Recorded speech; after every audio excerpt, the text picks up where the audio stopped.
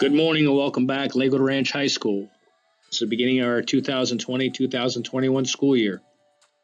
My name is Assistant Principal, Mr. Staker. Purpose of our meeting this morning is to go over our school rules and our policies. I ask you at this time to please stop what you're doing and pay close attention as we're going to go through several rules and policies that you need to know to be successful this school year. Schedule changes. Students, we don't make changes because you don't like a class or because you don't like a teacher or because you don't like somebody in that class. Schedule changes are only granted based on the following. If you've already earned credit for that class, if you don't have a prerequisite for that class, if you have too many or not enough classes, or if we have made an error on our part. Other than that, your schedule is what it will be through the semester. So please, if it's not one of those reasons, do not go to guidance to see your guidance counselor about a schedule change. Respect your campus. Hopefully you noticed when you came on campus today all the improvements. Fresh paint on all the buildings. Everything's been pressure washed and cleaned. New shrubs and bushes throughout the courtyard. Let's keep this campus looking nice. Use the sidewalks at all times. Stay off the grass. Clean up after yourself in the lunchroom. Use your recycle trays and your recycle bottle plastic containers. Use the garbage bins. They're all over the campus, folks. There's no reason to lay stuff on the ground. Keep your feet off the walls and follow our one-way traffic. Let's get into the rules. This is what you need to know. Keep yourself out of trouble each and every day at Lakewood Ranch. Each one of you have been assigned a dean based on your last name. Ms. Thomas, Mr. Belantonio, Mr. Sponsel, and Dr. Shannon.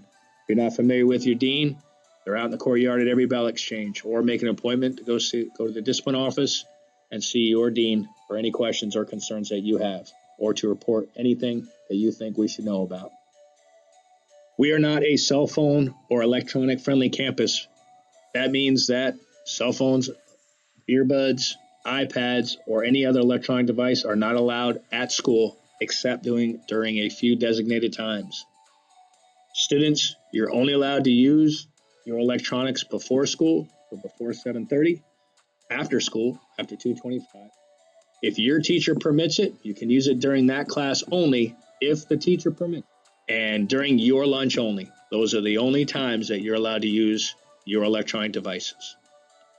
Our policy is if we see them, if we hear them, we will take them.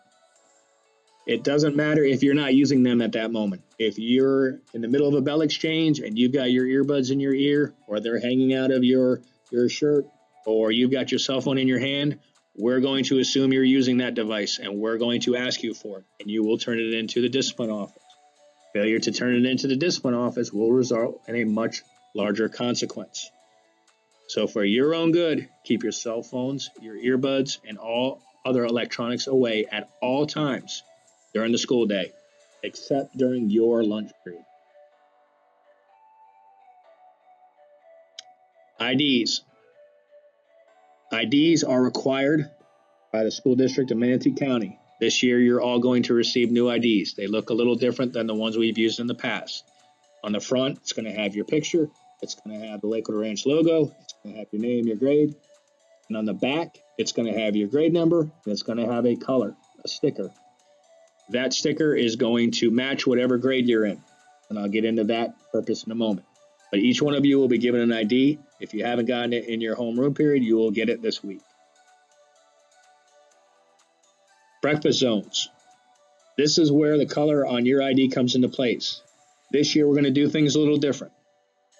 After this week, when you arrive on campus, you're expected to go to your designated breakfast zone each and every morning when you get here. There will be a breakfast cart by your breakfast zone, and you will go there, get your breakfast, and you can hang out in that particular zone or that particular area. Each zone has its own color. Freshmen will have the zone in front of building 400. Sophomores will have the zone in front and in back of 5A. Juniors will have the zone in front of 5B and behind it. And seniors will have the zone in front of 600 building. You must stay within that zone at all times until the first bell rings. Once the first bell rings, you will then report to your first period class. Here's a picture of the map that I just discussed. Each and every day when you come on campus, you get your breakfast, you go to your zone, you stay within your zone. Do not leave your zone, and if you do, you're considered out of area. and we'll discuss out-of-area consequences in just a minute. Student ID policy.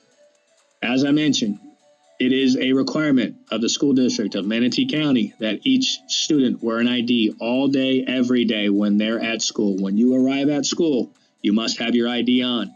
You will not be allowed onto the campus without an ID. If you arrive at school without an ID, you will be sent to discipline, or we will make you an ID, and you will receive a consequence for not having an ID, and you will be charged for that ID. You may not deface or change your ID. You cannot wear somebody else's ID. You must have your ID on when you get on the bus, or when you go to breakfast, or when you go to lunch. All bell exchanges, all class periods. It must be worn on a lanyard around your neck, and we must be able to see it. It cannot be blocked by another garment, or by your backpack, or by anything else. It needs to be displayed every day. Failure to display your ID is an automatic consequence, so make sure you have it on each and every day. Give you an idea, the first time you're caught without an ID, we're going to give you a warning. We're going to call your parent. We're going to charge you $5, and we're going to make you a new ID. The second time, you're going to get a detention. We're going to charge you another $5. The third time, you're going to spend a day on ISS, and we're going to charge you another $5. And these fees keep adding up, and you must pay these fees before you can attend any event at Lakewood Ranch or before you can graduate. So, folks, bring your ID every single day and have it on when you try to enter the campus. Dress code. We follow the code of conduct when it comes to dress code policies. Please be sure that you look at the code of conduct before you come to school, and if you don't know, ask before you wear it. Just a quick couple of things that come up a lot. There are no muscle shirts or tank tops or shirts with no sleeves allowed. Nothing off the shoulder. Nothing see-through unless you have an undergarment that is not see-through.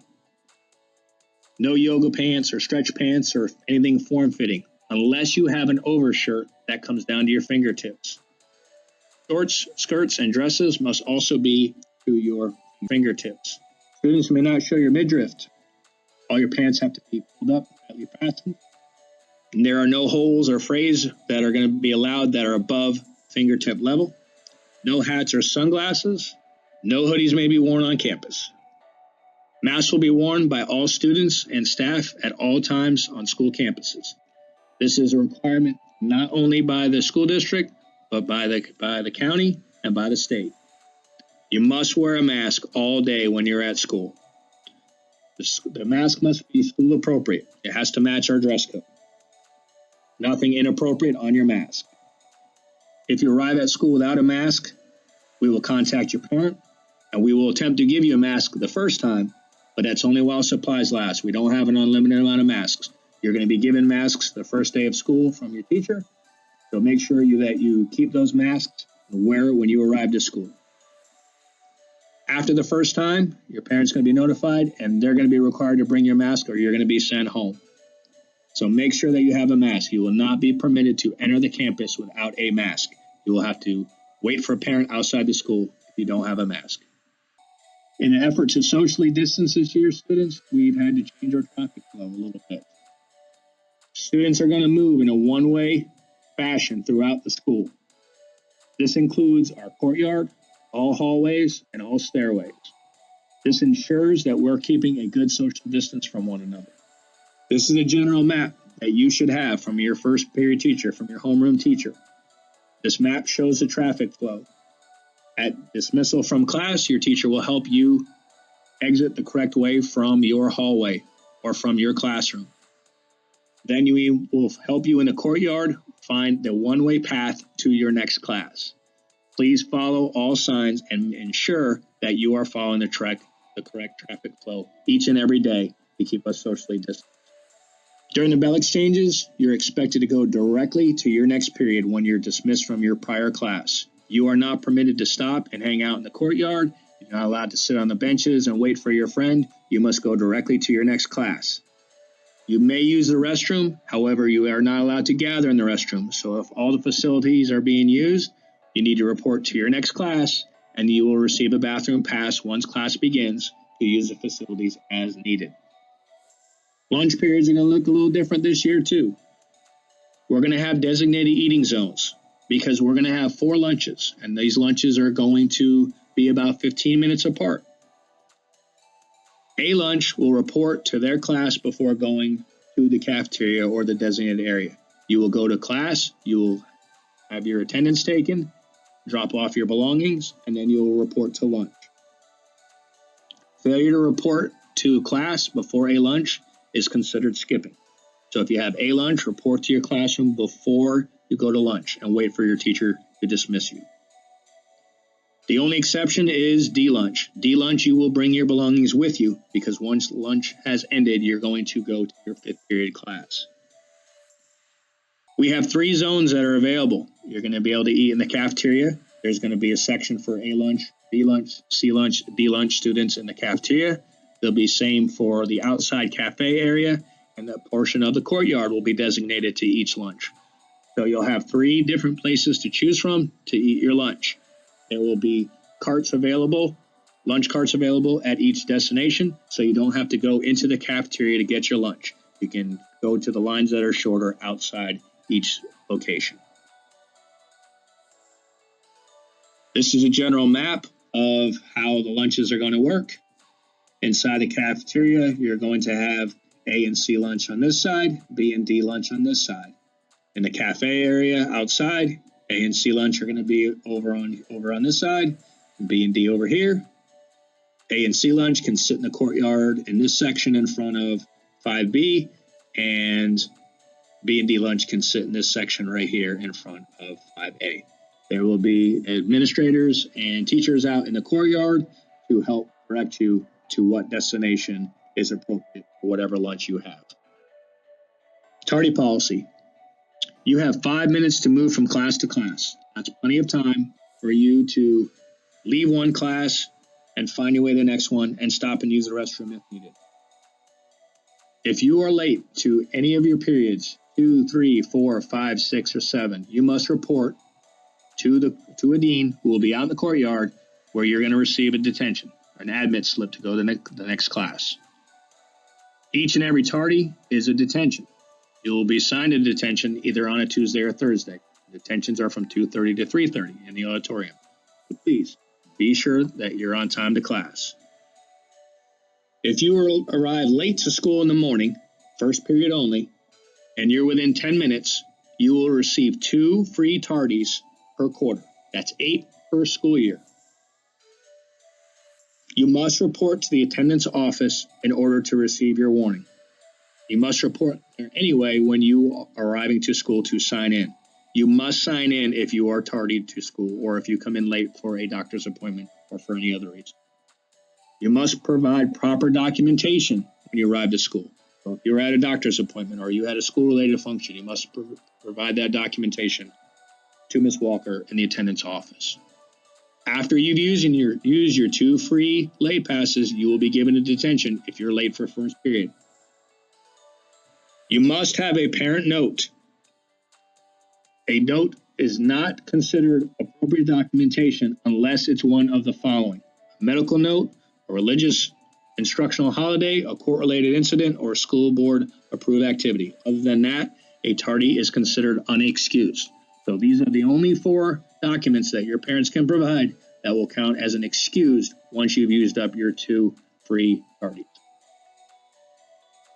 If you do receive a detention for being tardy or for any other reason, we expect that you're going to serve that detention. If you don't show up for your detention, you'll automatically be assigned what we call an extra school, which is a 2-hour detention on a Friday. Extra schools run from 2:25 to 4:25. If you don't show up for that, then you receive a much bigger consequence, and you're going to end up in school suspension. So make sure that you show up for your detentions on Tuesdays or Thursdays. Or even better, show up for class on time and don't get a detention at all.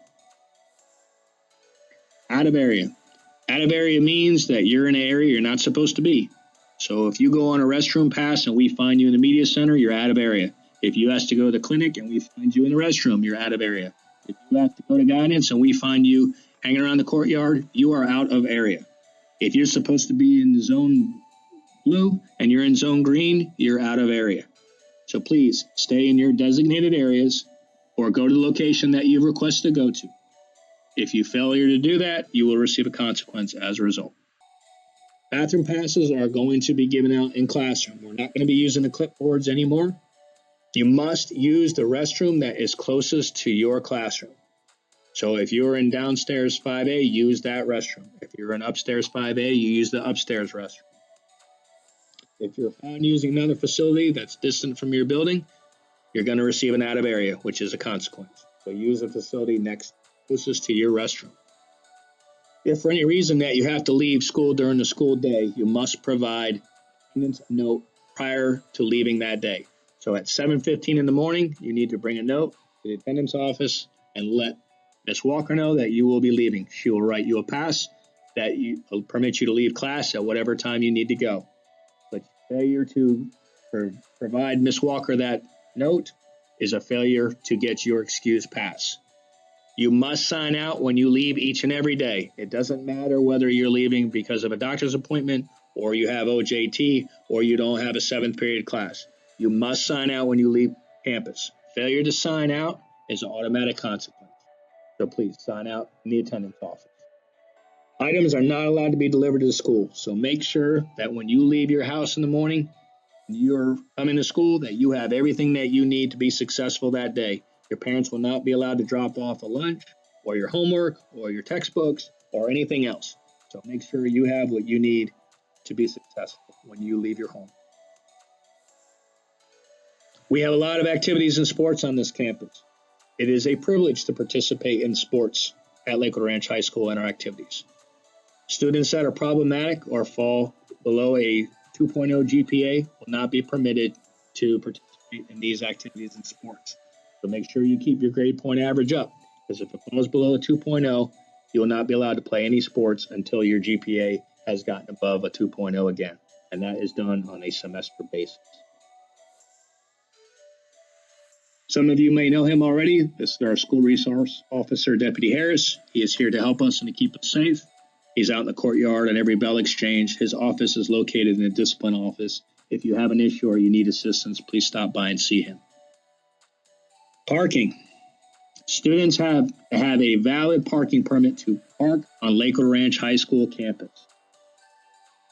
Driving to school is a privilege. It is not a right, and trust me, it can easily be revoked.